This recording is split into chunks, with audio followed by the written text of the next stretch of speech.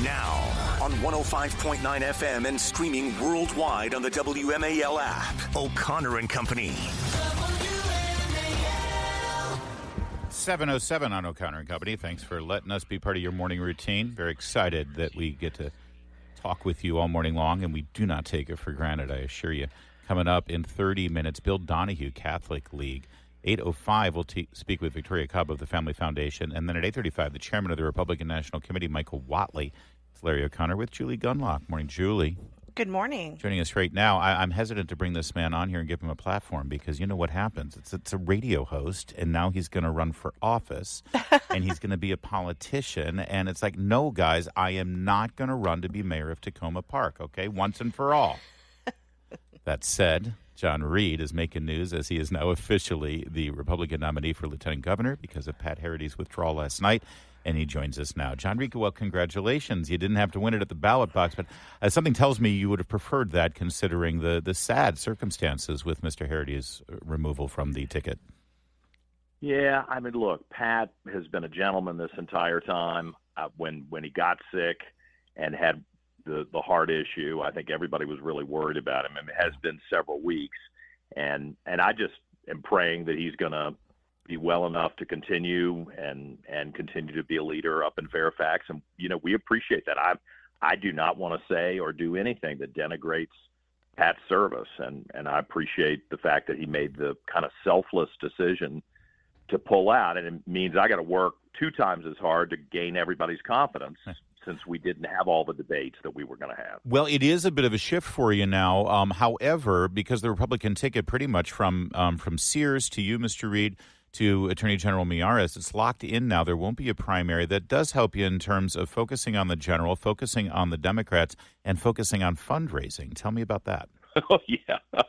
Well, focusing on fundraising is an issue because I am reminded, you know, I was told there were some groups that were mobilizing to try to destroy me, and I was kind of like, wow, what have I done to deserve that? Did I mention you were a talk radio host? I mean, trust me, it is a target-rich environment, John. You got it. And you realize you can, you know, post all day and all night on Facebook. You can go and speak to groups of 10, 20, 30 people, you know, nonstop. But if you don't have the money to do the mailers and to do the radio ads and to, you know, to get out and spread your message far and wide, you can get crushed. And, you know, so that's why I started last night calling people who had kind of stayed neutral and said, hey, man, hey, lady, I need your help. You know, please go to the website, johnreidforvirginia.com, and please give me a donation so that we don't get rolled by the Democrats. They are going to have money, and the national Democrats want to claim Virginia back for their leftist agenda. I mean, it's why I quit my job and decided I was going to run for this, because I just can't let my home state go down the toilet like that. We've got to fight back. I think a lot of parents are very worried about a Spanberger administration and just what that means. The Democrats in Virginia are so anti-parent. What is your message to voters and the need to get out there and actually vote and show up? Yeah, they have doubled and tripled down on the very policies that cost them the governor's mansion 4 years ago. It's like they didn't learn the lesson. Terry McAuliffe screwed up. He was so arrogant that he refused to apologize and fix it, which he probably could have done. And fortunately, we had a smart, aggressive candidate like Glenn Youngkin to get in there and take advantage of that and try to beat back the bad guys here.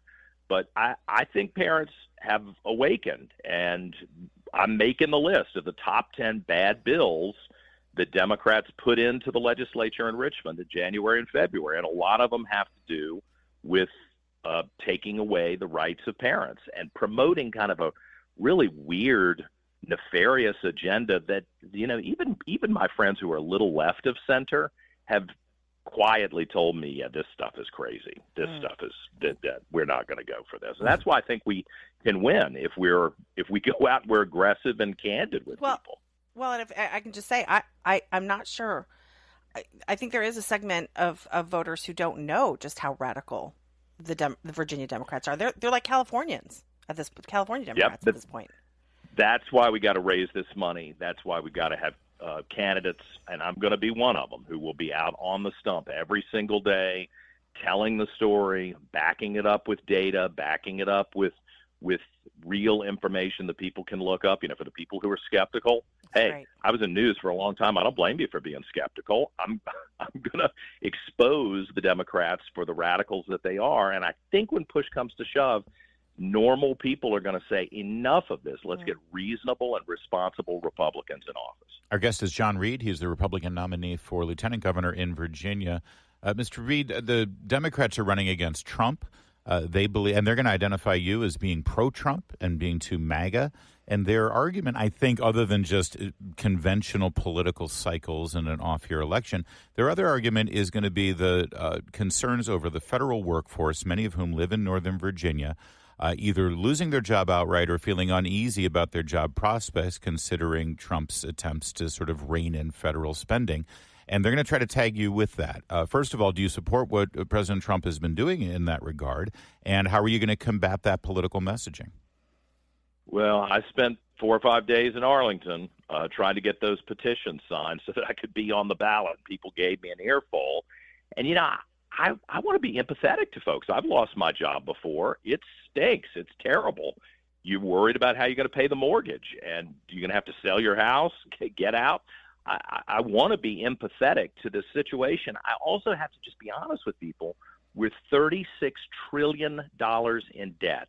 So if you have worked in the private sector like I have, somebody's going to eventually say, hey, man, we can't continue like this. And I think President Trump, in his own way, which is kind of brash sometimes, maybe I wouldn't have done the chainsaw thing at CPAC. I know a lot of our folks cheered about that, but it probably upset a lot of folks. But President Trump is kind of making the tough decisions that everybody else has been scared to make. And there's going to be pain, and I regret that, and I'm sorry about that. But I think if you – listen, I lost my job when I was working up in D.C., and Northern Virginia. If you're going to lose your job, this is the place to do it, because there's a chance that you can bounce back. And Glenn Youngkin, our current governor, has really worked hard to lay out, hey, here are options for you. Here are places you can apply and still get a good six-figure job and match your skill set. So I think people in the Republican Party understand the pain, and they want to be empathetic and help. That is a good point. You could go across the Potomac and campaign in Maryland and get people to move to Virginia because they got a budget deficit. Westmore's raised taxes. Meanwhile, the economy is booming in Virginia, and they're dealing with the same problems. John Reid, thank you for joining us. I know that the news developed quickly late yesterday afternoon into the evening. Real fast, though, because we're going to have you on plenty of time between now and the election. But I saw that Lieutenant Governor Winsome Sears wished you luck. She, of course, the nominee for governor. Has there already been discussions about the three of you campaigning together? I thought that was very effective for Youngkin, Sears, and Miaris 4 years ago. Yeah, I love Winsome. Winsome's been great to me, and I used to have her on my radio show all the time. Jason's terrific. We've got a really, really strong ticket. And like I say, Larry and Julie, I'm going to work twice as hard as everybody else to gain the confidence of the people who haven't met me. And we're going to win this fall. We're going to win. All right. We'll leave it there. Thank you very much for joining us. John Reid, your Republican nominee for lieutenant governor. And, of course, we'd love to have all of the Democrats who are looking for that victory on as well. We get a lot of Democrats listening to this program. We are the morning show of record here that isn't tax subsidized, and we should hope that they will all come on as well. It's 7:15. Do you remember the bunny with Joe Biden? Remember? Do you remember when the bunny took Joe Biden out? He's not taking Trump out. Anyway, that was a beautiful moment when the bunny saved Joe Biden. That was Donald Trump yesterday at the Easter egg roll on the south lawn of the White House with the Easter bunny right next to him. Easter bunny, of course, not speaking because obviously rabbits can't talk. They don't speak English. Well, unless you're Bugs Bunny. Bugs Bunny talk with a Brooklyn accent, strangely. Right. Anyway, and it's a new design. What did you think of the new design of the Easter bunny? It's not obviously from Florida. He's tanned. Yeah, looks healthy and trimmer. Boy, Maha's really taken effect. Yeah, he looked kind of buff, that bunny. Yeah, he had obviously it had like his cheekbone fat removed, like had a little Botox. You know what? Because no seed oil. You don't want that inflammation, man. That is right. Only beef towel with that bunny. Beef tallow. The Easter Bunny looked pretty cool. New design, new costume, so it doesn't have that that essence of Sean Spicer in it anymore. Sean Spicer perspired many times in that is Easter not true. Bunny costume. Was he really? Yeah, he was the Easter Bunny a couple of times. You don't know that? All right. No, I didn't know it was real. I thought it was a joke. Oh, no, I'll send you the picture. Oh, 100%. Yeah, he agreed. He brags about it. Okay, that's hilarious. Yeah, He's a perfect Easter Bunny. Well, the perfect height.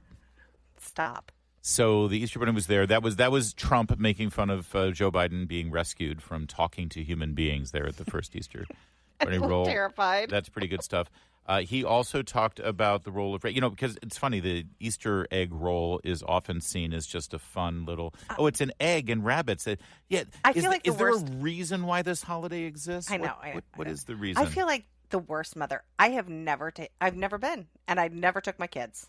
Our co-host Patrice Onwuka took her kids to it. I know. I think Lindsay was there. Our friend Lindsay Fifield. I think she was there. And I saw a lot the of Shillings there. were there. I saw a lot of people there. I'm a bad mother. You are. My children never. I've lived in Washington for 100 years. Yeah. I've never took my kids. Sure. And now it would be weird. Now it would be horrible. Weird. Well, it would be weird now, yeah. Teenage boys. They wouldn't knocking kids out of the way. They'd win the contest, that's for sure. Well, Easter is special, and it's one of our favorite days. It's one of our favorite periods of time. We're honoring Jesus Christ, and we're going to honor Jesus Christ very powerfully throughout our lives, all throughout our lives, not just now, all throughout our lives. We're bringing religion back in America. We're bringing a lot of things back, but religion is coming back to America. There you go. Also, by the way, he sat down and colored the papers with the kids, and he looked like he was having the time of his life. Adult coloring books, they're kind of popular. Really looked like he was enjoying himself. Kind of sad, but I don't think he was using those. These were like kid coloring books. Also, get this. I love this. The people the Democrats put out a tweet or a post on X trying to complain about the fact that Trump used 30,000 eggs worth over $15,000 for their Easter egg roll. Meanwhile, Americans dyed potatoes instead of eggs this Easter to save money. I'm not sure about that, but I don't know. That probably environmental wackos or something. But then our friend John Hassan, who writes at Town Hall, retweeted an article from the Biden era. Biden used 64,000 eggs last year, over twice as many eggs as the nobody Biden said a thing. White House. Of course, nobody said a thing. You said that the bunny was tanned. Is that what you said? It looked a little tan. Well, so here's the deal. It was a very white bunny up until now. It's been an incredibly white Easter bunny. Racist. This bunny was brown, I would say. You think that it may be from tan. Tyrus on Gutfeld has another thought. I leave it to you. Well, first of all, I'd like to point out one thing. Yes. That we all need to pay a little respect to. Mm-hmm. There's been a lot of talk of the Easter bunny. And I for one I remember I had a problem with the fact that Joe Biden had a white Easter bunny, and I noticed that President Trump had an Easter bunny of color, and there's yet no praise. Why are we not celebrating? And I'm pretty sure that wasn't a DEI brother rabbit. That brother was at the top of his rabbit game. And you're the only person that's pointed this out. Well, because I'm also the only person in this room of color. Yeah. So it's about time we start giving a little credit where credit's due. There you go. So we had a bunny of color there. Oh, wow. Representing, and it was not a DEI situation. That bunny earned its way to the top. Meanwhile, can we just end with Melania Trump? Melania Trump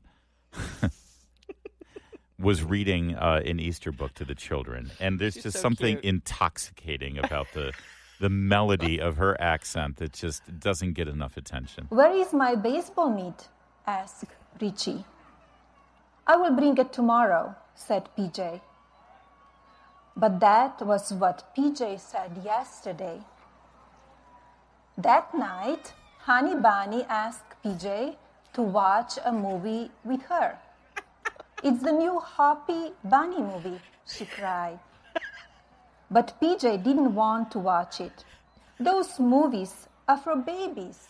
he said. Honey bunny. How many times have you listened to this? About 1 million. Did you go to sleep to that last night? Don't tell Meredith. She doesn't listen to the show because she's inside she loathes me, Sleeping? I think. But yeah, could I just say, if I were married to Melania Trump and I would purposely get into Keep it clean. Keep it clean. Of course I would. Come on. How dare you? Yeah. Oh, of course. I would go out of my way to make her mad and get into arguments just because I want to hear her scolding me. Right? With that voice, with that accent, I would find out whatever pisses her off, and I would do it all day long. I'm not going to lie, just Larry. so I would too. Right? I would too. Thank you. Scold me, Melania. Scold me more. Oh, jeez. I'm supposed to go to the White House today. They are never going to let me in. Nope, now. they're not going to let you in. It's 7:24. Now on 105.9 FM and streaming worldwide on the WMAL app. O'Connor and Company. 7:37 now, Tuesday morning in your nation's capital. Thanks for tuning in. It's a busy morning, getting busier as the day goes on.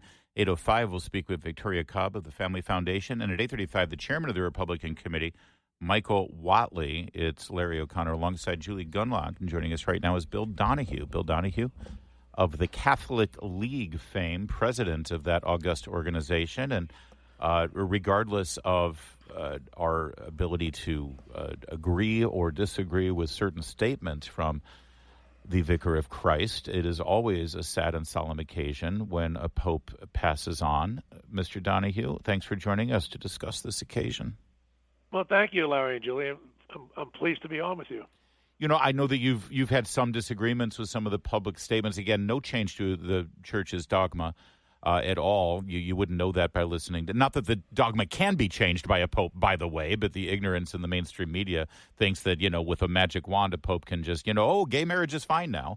But, Bill, I've said over the course of the last 24 hours that we've had it sort of easy for two popes in a row with John Paul II and Benedict. That's not typical in the history of the pontificate. And was Francis, a challenging pope for us because we had it so good with the other two? Well, I think everything you said is absolutely accurate, beginning with the media misreporting these things. The ignorance is stunning, and you're right. You don't change dogma. Quite frankly, I think Pope Francis wrestled with the fact that he wanted to make more changes, but he ran up against a brick wall. It's called scripture and tradition. Yeah, thank you. So he can only go so far. If it weren't for that darn scripture and tradition. And it really is true, though. I mean, it's one thing to be welcoming to people who feel marginalized. That's all fine and good. Of course. It's another thing to be justifying behavior. And that's when it gets very slippery here now, because the Pope Francis, in fairness to him, he said, I wasn't justifying behavior. But when you're blessing same-sex couples, it does leave the impression that that's what you're doing. So but you're right. Also, his predecessors. Look, first of all, Benedict XVI and John Paul II were two intellectual, towering figures. Yes. They were brilliant, absolutely brilliant. I'm not saying Pope Francis was not a smart man. I'm simply saying that he was not in that category whatsoever. He wasn't even close. Which and is neither no criticism, by the way. It's like telling a scientist, listen, right. Yeah, you're really smart, but you're no Einstein, Exactly. That's right, yeah. But I think his legacy is mixed. Clearly, he reached out to a lot of people. I think that non-Catholics probably really appreciated him in many respects more than Catholics, because he came across as being very genuine. I've made the comment with a lot of interviews yesterday that, and some people may misinterpret this, there are some parallels, believe it or not, between Trump and Pope Francis. On the plus side, we like their authenticity. They were unscripted. We like the idea of being off the cuff, being blunt. But in both cases, they got themselves into a lot of trouble. And in the case with Pope Francis, he would go overseas. He would do wonderful things and greeting the people and blessing them.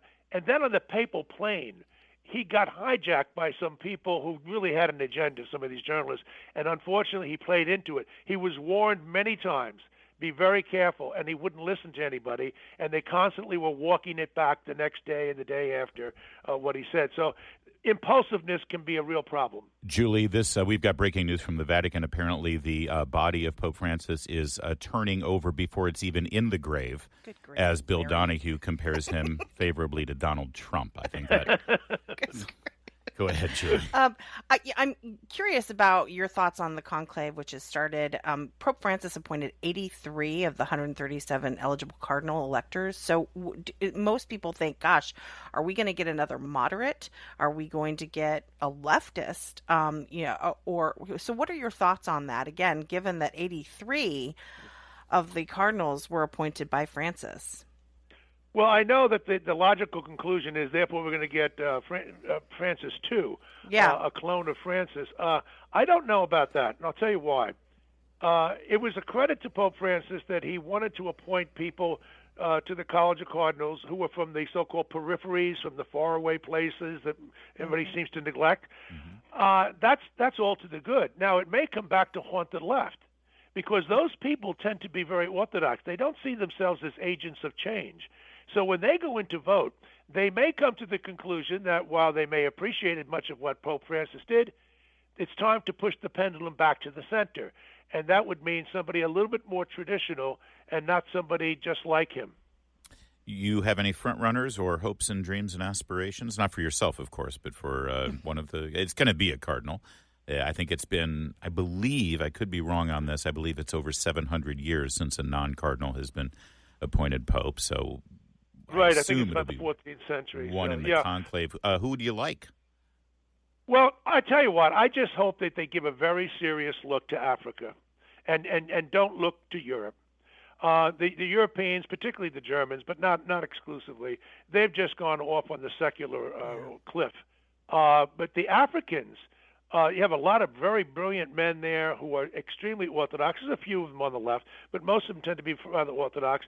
And I think as a traditionalist myself, I would like to see someone more in line like Benedict and JP too, because I do think the pendulum needs to move back. There's too much concern about, railing against air conditioning in the name of climate control and things of that nature. They don't have any air conditioning over there in the Vatican? I didn't know that. And this idea of, look, if you want to help the poor, listen, I worked in Spanish Harlem. I help make the illiterate literate, and I love the black and Puerto Rican kids I work with, and we drill them in good Catholic way.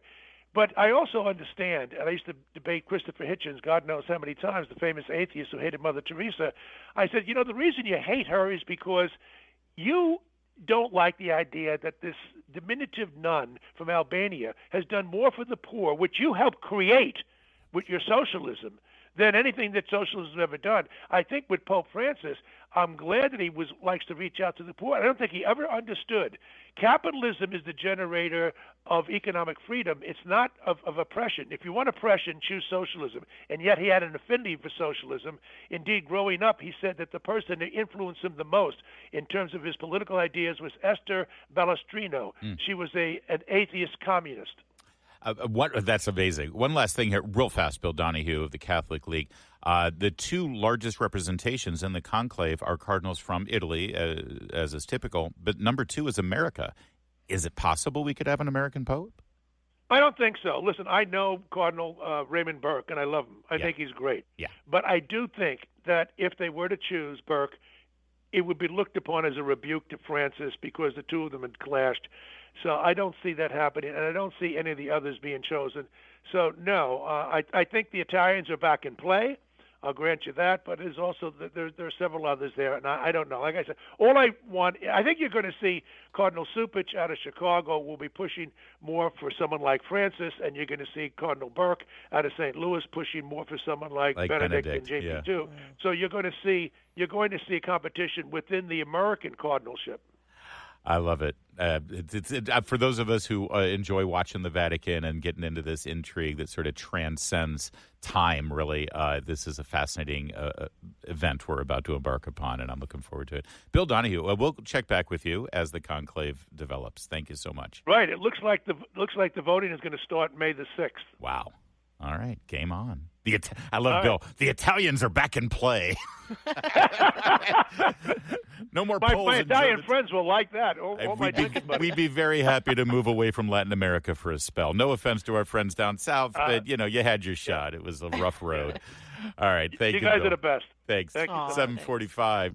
Later this morning on the Chris Plant Show, why are the Democrats fighting so hard to get more Latin American gang members into the country? 9 a.m. on WMAL. Crime in D.C. is a problem, Julie Gunlock, especially for women who are left defenseless in this town, not able to defend themselves with a firearm or what have you. Mace. Yeah, but imagine how bad it is when the latest victim of petty theft and crime here in Washington, D.C. is the Secretary of Homeland Security. I know. Kristi Who Noem. has I think some pretty high level security. Well, they might need a refresher course. Apparently, she was at a restaurant in Washington, D.C., and she had her purse stolen from the restaurant Sunday night. Noem was out to dinner with her children and grandchildren for Easter. Her bag with between $2,000 and $3,000 cash. What? Wow, what's going on there? Well, she did say that she had a large number of family in town. They were out at a restaurant. Apparently she pays cash. Yeah, she doesn't have to worry about credit card miles at this point. That Amex out. She's got her own. She flies first class all the time, I suppose. I like getting the upgrades. She's planning to buy her family dinner and Easter gifts. Secret Service, assigned to protect her, isn't saying how it happened, but apparently a Capitol Burger on 7th Street Northwest, just before 8 p.m., the suspect was able to sit at the table next to Kristi Noem, slide her purse toward him with his foot, and then just walk out with the purse. Because it's D.C., dude walking around with a lady's purse, that's just normal. And, of course, he was wearing an N95 mask. Yes, of course. Because that's downtown D.C., too. So, okay, can we just imagine this guy? He's just a pickpocket, right? He's just just stealing purses. He doesn't know who this is. I mean, who knows? Maybe it was the Russians, right? I don't know. But there's like a book in here, right? But I mean, can you imagine if this is just some loser purse snatcher, and then he's like, "I did not mean to." Good news, you got $3,000 cash. Bad news, that was the Secretary of Homeland Security, and you are about Secret to Service get is looking your for you now. butt in a sling, dude. Yeah, that's true. You're right. I am actually going to put this in my next book. Why not? Because honestly, Larry, if this were just an average, like if it were me. Yeah. And you report this to the D.C. police, nothing's they'd be like, going to happen. Good luck. Right. No, I have a feeling we're going to apprehend this purse snatcher, and he's going to be the most famous purse snatcher on the planet. But that's D.C. for you. That's where we are right now in this town. It's 7:53.